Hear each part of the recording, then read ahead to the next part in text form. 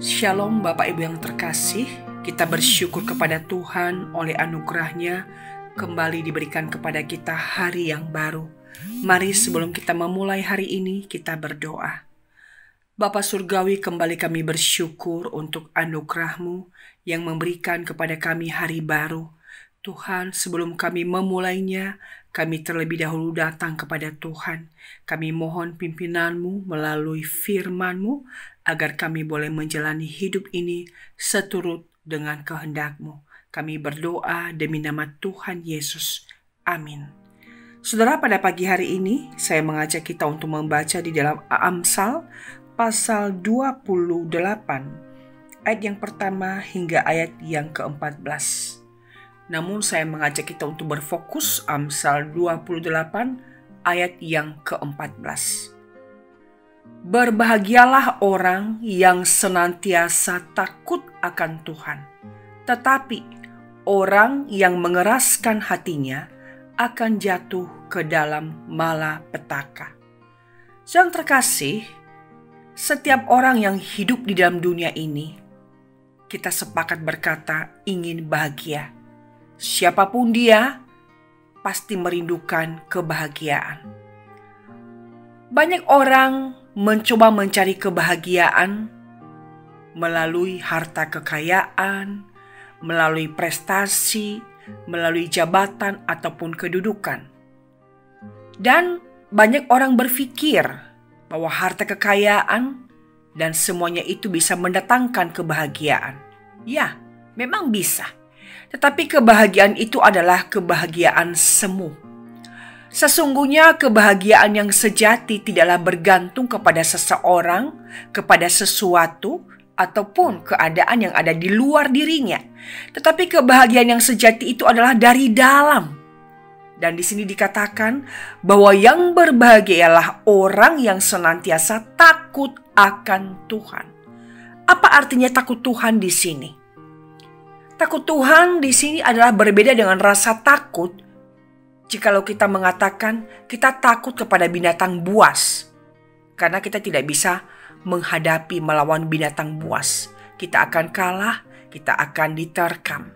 Atau mungkin takut terhadap sesuatu, misalkan takut ketinggian, fobia, misalkan ya. Nah, tetapi takut Tuhan di sini adalah dilandasi oleh takut berdasarkan pengalaman dan pengenalan tentang Tuhan. Kita takut akan Tuhan karena kita kagum siapa Dia. Kita kagum akan kebesarannya. Kita takut kepada Tuhan karena kita mau menundukkan diri, sebab kita mengenal, kita tahu, kita belajar dari firman Tuhan. Ia adalah Allah yang berkuasa, Allah yang berdaulat atas alam semesta dan juga di hidup kita. Jadi rasa takut ini bukan karena rasa takut buta gitu ya, tetapi ada alasan-alasan. Karena kita mengenal siapa Allah, kita kagum akan kehebatannya, keperkasaannya, dan karena itu kita dengan kerendahan hati menundukkan diri dan menaklukkan diri dan dengan rela dipimpin olehnya. Nah, takut akan Tuhan juga adalah memiliki arti ketika kita hidup sesuai dengan hukum-hukum Tuhan. Hidup sesuai dengan perintah-perintah Tuhan dan tidak melanggar apa yang menjadi larangannya Tuhan. Nah, namun sebaliknya, ketika kita tahu hukum Tuhan, ketika kita tahu kebenaran, namun dengan sengaja kita melanggarnya, maka di sini dikatakan bahwa orang yang mengeraskan hati akan jatuh ke dalam malapetaka. Nah, sudah yang terkasih, tentu kita ingin hidup kita bahagia, bukan? Caranya adalah hiduplah takut akan Tuhan. Secara sederhana, hiduplah sesuai dengan hukum-hukum Tuhan. Orang yang hidup takut akan Tuhan, ia akan tidur dengan tentram, tanpa dikejar dengan rasa berdosa.